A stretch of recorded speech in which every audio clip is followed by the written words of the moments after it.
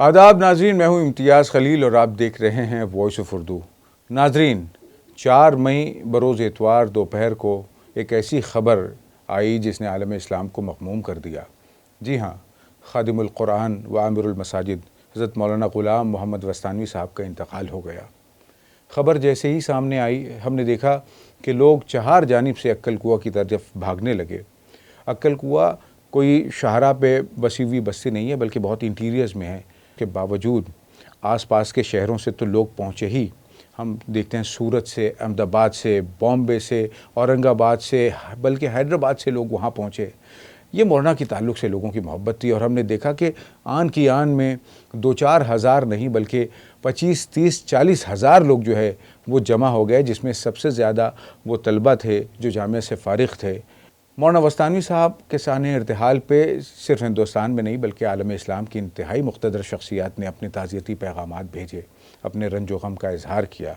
और ये सिलसिला सिर्फ मुसलमानों तक महदूद नहीं रहा, बल्कि चूँकि मौलाना ने इंसानियत के लिए काम किया था, इसलिए हम देखते हैं कि चहार जानिब से वो सियासी लोग हों, तालीमी महाज के लोग हों, समाजी लोग हों, सब ने अपने रंज का इजहार किया।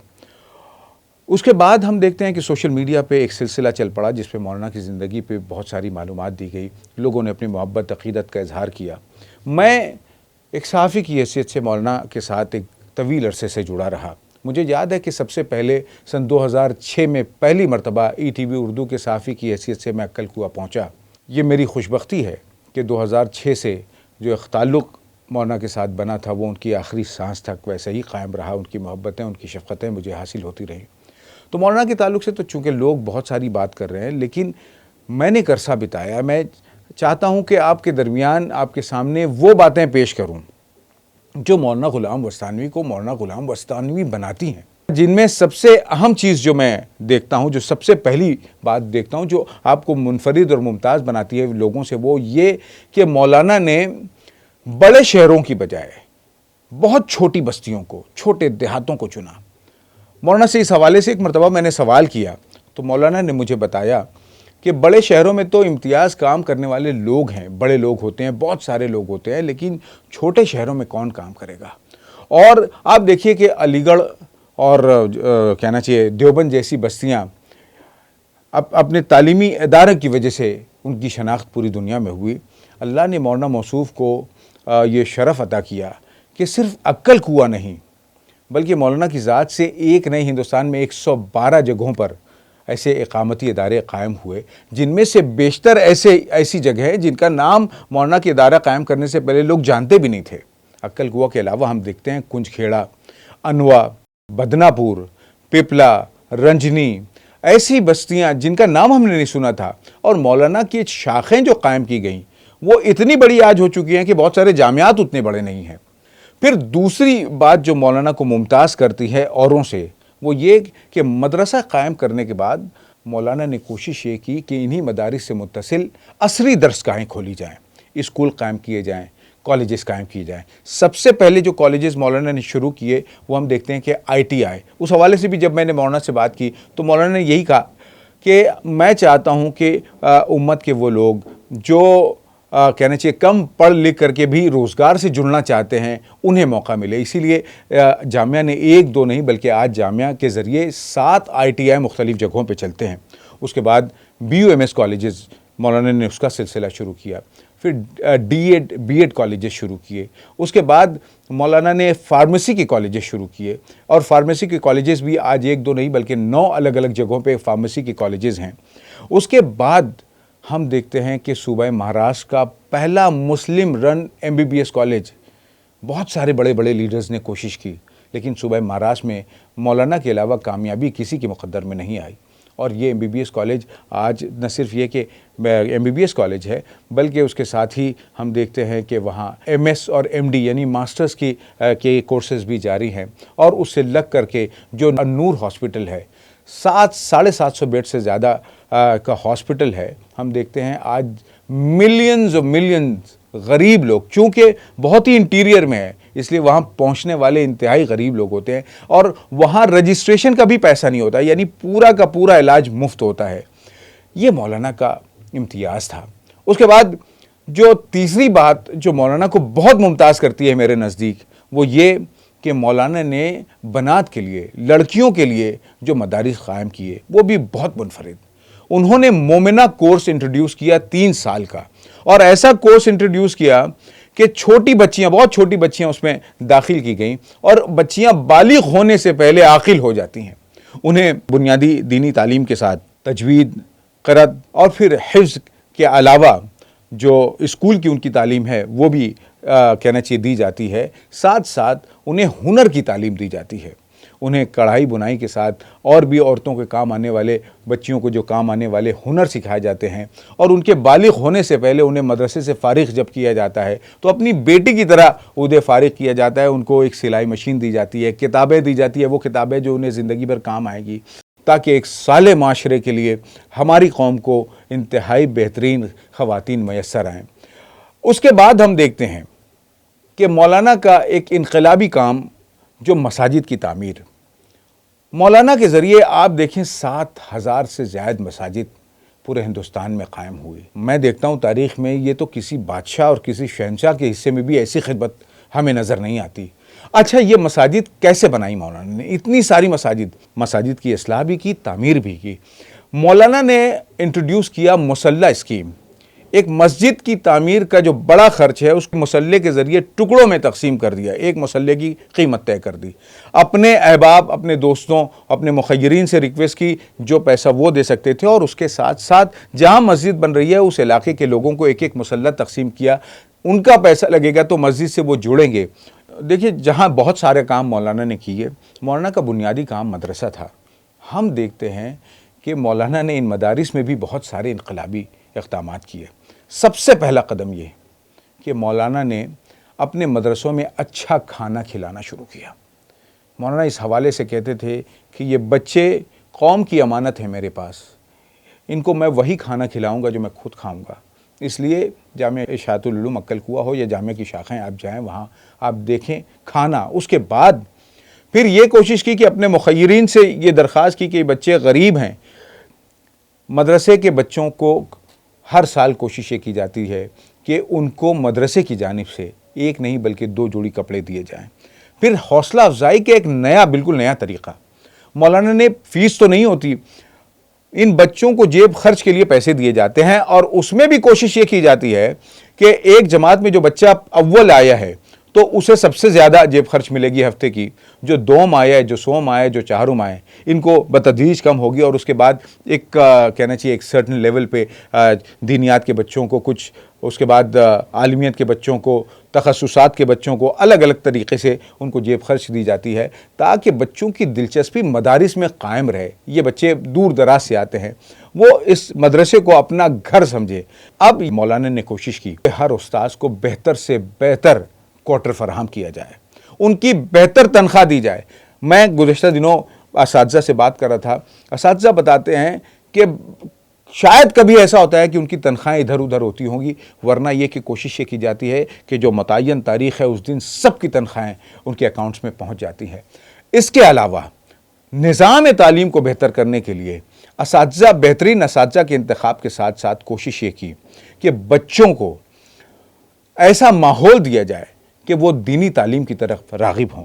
اس میں جو ماڈرنائزیشن کی ضرورت ہو اس کی کوشش، شاید ہی ہندوستان میں کوئی مدرسہ ہو جہاں اسمارٹ بورڈ کے ذریعے جو ہے علماء کو تعلیم دی جاتی ہو۔ مولانا کے کاموں کی جب بات ہوتی ہے، تعلیم کے معیار کی بات کر رہے تھے، وہی میں آپ کو بتاؤں کہ مولانا نے قرآن سے والہانہ محبت تھی، ایسی محبت تھی کہ میں آپ کو بتا نہیں سکتا۔ مغرب کی نماز کے بعد وہ کوشش کرتے تھے دارالتربیہ کے بیچ میں جا کر کے بیٹھ جائیں تاکہ چاروں طرف سے بچوں کی تلاوت کلام پاک کی آواز آتی رہے، کتنے ہی بیمار ہوں کوشش کرتے تھے کہ وہاں ضرور پہنچیں۔ مولانا کے ذریعے صرف جامعہ عقل کوہ میں جو دارالقرآن ہے، ایک شعبہ پورا، ایک بہت بڑی عمارت صرف تحفیظ قرآن کے لیے مختص ہے، وہاں سے 11,000 سے زیادہ بچے حافظ ہو چکے ہیں، اور ان کی شاخوں سے اگر آپ ملائیں تو 25,000 سے زیادہ بچے حافظ قرآن ہوئے ہیں۔ مولانا نے کوشش یہ کی کہ حفظ کے ساتھ تجوید کی رعایت کی جائے، بچوں کو سمجھایا جائے کہ وہ پڑھ رہے ہیں تو کیا پڑھ رہے ہیں۔ آپ دیکھتے ہیں کہ ایک زمانہ تھا کہ ہم یعلمون اور تعلمون سے زیادہ نہیں سنتے تھے۔ مولانا نے تحریک چلائی کہ مسجدوں سے جو اذان آ رہی ہے، یہ اذان عجیب عجیب اذان آتی تھی، میں کہنا چاہیے اس کی تنقید نہیں کرتا، لیکن مولانا نے کوشش یہ کی کہ اس کی اصلاح ہونی چاہیے۔ اذان کی جو کلمات ہیں بہت شاندار کلمات ہیں، اس کی تحریک چلائی، پورے ریاست بھر سے مؤذنین کو بلا کر کے ان کی اصلاح کرنے کی کوشش کی، اور پھر جامعہ سے جو بچے فارغ ہو کر کے حافظ بن کر کے نکلے ان کا انداز بہت اچھا رہا، انہوں نے ایک انقلاب برپا کیا۔ اسی کے ساتھ پورے ہندوستان میں ایک لہر چلی کہ قرآن کو بہت خوبصورتی سے پڑھا جائے، اسی لیے مولانا کو خادم القرآن کہا جاتا ہے۔ پھر ہم یہ دیکھتے ہیں کہ وہ جو چیز مولانا کو بہت منفرد کرتی ہے، بہت ممتاز کرتی ہے اوروں سے، وہ یہ کہ مولانا نے تعمیر و ترقی کا دائرہ صرف اپنے احاطے تک محدود نہیں رکھا، بلکہ وہ دیگر مدارس جن سے مولانا کا کوئی ویسا تعلق بھی نہیں تھا، وہاں اگر تعمیر کا کوئی مسئلہ ہے، وہاں کے بچوں کا کوئی مسئلہ ہے، تو مولانا نے اپنے ریسورسز سے ان اداروں کی بھی مدد کی، اور ایسے ایک نہیں بلکہ سینکڑوں ادارے ہیں جہاں تعمیراتی کام کے لیے جامعہ نے کہنا چاہیے آگے بڑھ کر کے ان کی مدد کی۔ پھر ایک اور اہم چیز جو مولانا کو دوسروں سے ممتاز کرتی ہے وہ یہ کہ مدارس کے ساتھ ساتھ مولانا نے کوشش کی کہ فلاح انسانیت کا کام کیا جائے، اور جب مولانا نے انسانیت کی خدمت کا کام شروع کیا تو اس میں یہ قطعی نہیں دیکھا کہ کون ہندو ہے کون مسلمان۔